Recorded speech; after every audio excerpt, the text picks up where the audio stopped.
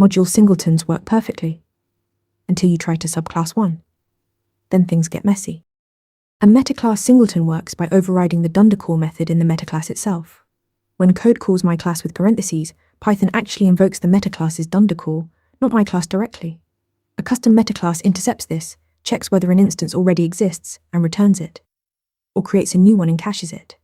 This puts complete control over instance creation in one centralized place. Here's the killer feature. Metaclasses are inherited. Every subclass of a class using a singleton metaclass automatically becomes a singleton too. No extra code needed. PostgreSDB and MongoRepo each become singletons by simply extending the base class.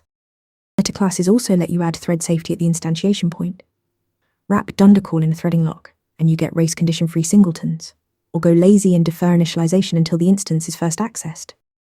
Module-level singletons are Python's idiomatic solution.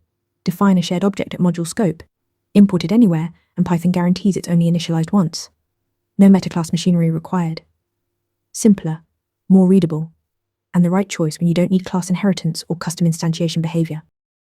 Reach for a metaclass singleton when you need inheritable, thread-safe control over instance creation, and use module-level singletons for everything else.